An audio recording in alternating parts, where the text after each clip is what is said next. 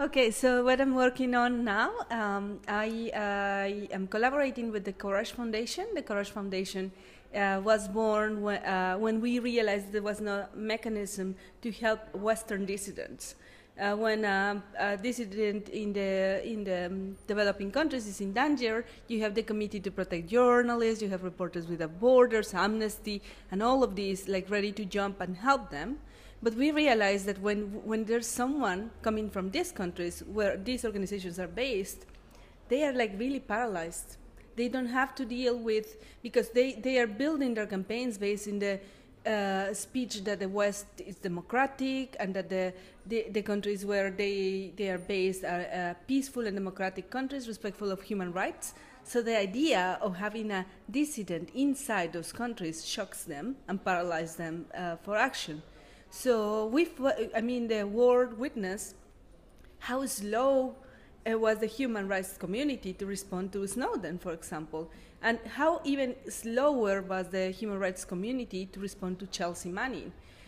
It was only 3 years after the revelation that Chelsea Manning was the alleged source of WikiLeaks cables that Amnesty started a campaign about it. 3 years. 3 years when the prosecution was so advanced that it was absolutely useless for reducing her sentence. So that's why we set up this mechanism with really credible people on the board, including Daniel Ellsberg, Slavoj Zizek, and so on, to have this efficient mechanism to help the next whistleblower dissident in trouble. I am also heading an initiative called the What We Want, and what we are trying is to be proactive in the countries where we can still have a lot of space to act, and set the basis for a digital society that is more fair and more respectful of human rights. And I am also in the board of Creative Commons, and Creative Commons is one of the oldest enablers of free access to knowledge for all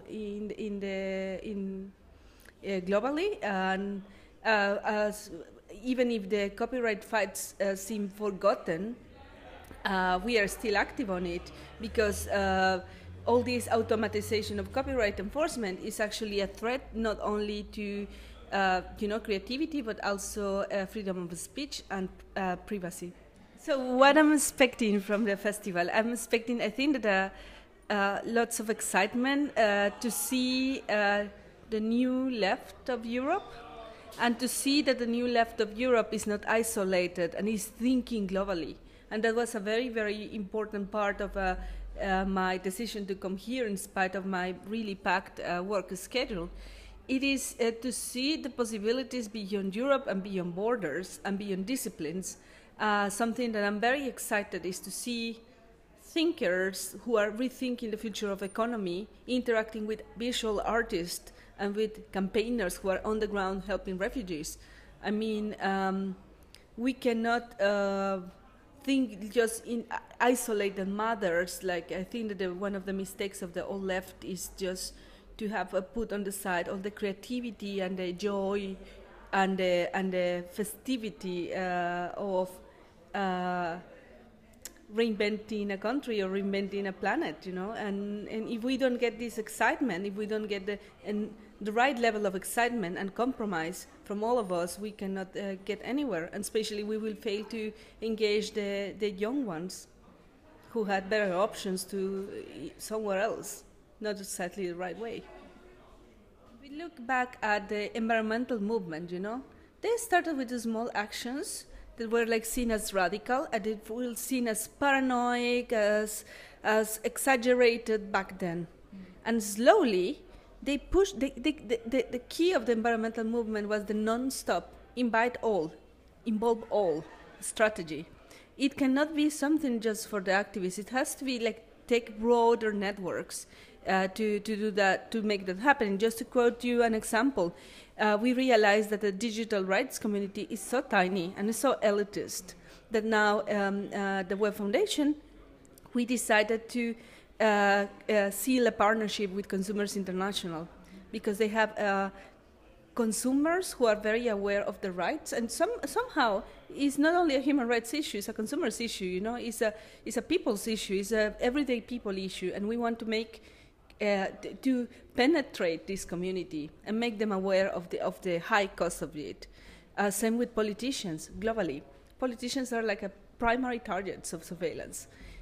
If a politician realizes how the surveillance problem is a threat to his or her plans, and to not only to the country, but his or her plans to advance a particular political agenda, they will legislate. They will rush to legislate it, as they did in Brazil.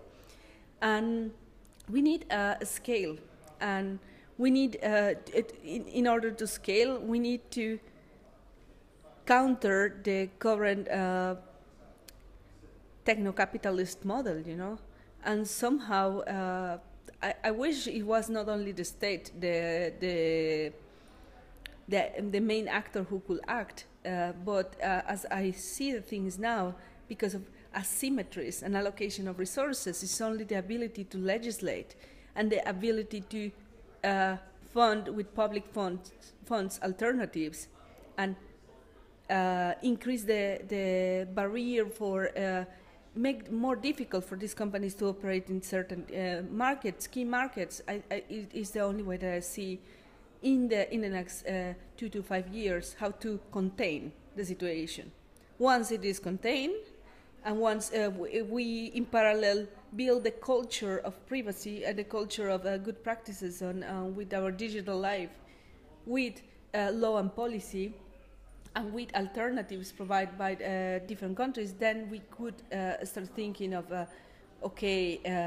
we at least manage,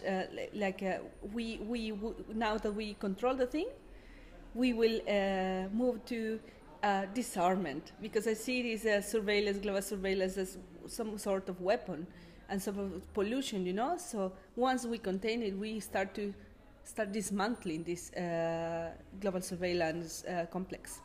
And that would be the interesting part, how we, after we contain the problem, proceed to dismantle the intelligence agencies and reduce their powers and get back the power to the people.